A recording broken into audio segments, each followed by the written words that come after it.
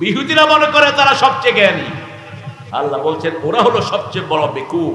আবার আল্লাহ বলছেন সূরা নিসাতে লা তাতু আমওয়ালাকুম ইলা সুফাহা, কোন বেকুবকে তোমাদের সম্পদ তোমরা দিও না। কোন বেকুব অর্থাৎ মূর্খদেরকে তোমাদের সম্পদ তোমরা দিও না।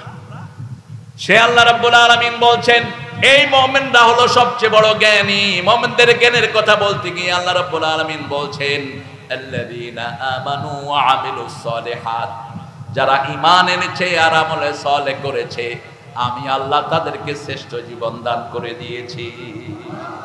শ্রেষ্ঠ জীবন, যে জীবন দুনিয়াতেও সুন্দর আখিরাতেও সুন্দর। এখন জ্ঞানের কথা বলতে গিয়ে আল্লাহ বলছেন ওয়া আল্লামা আদামাল আসমাআ কুল্লাহা সুম্মা আরাদাহুম আলাল মালায়েকা, সব জিনিসের জ্ঞান আমি আদমকে দিলাম, তারপরে আদমকে আমি পেশ করলাম ফেরেশতাদের সামনে।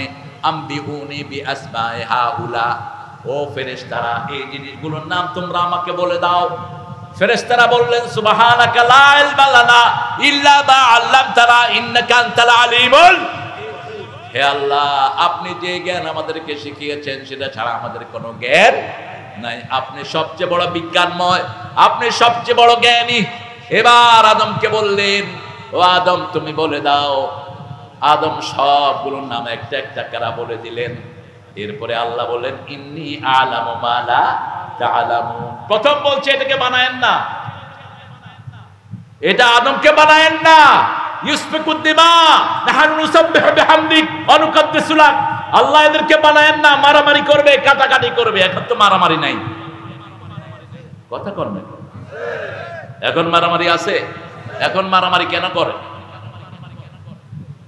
যার জন্য যার বিরুদ্ধে মারামারি করছেন সে তো ভাগছে, এখন করেন কেন?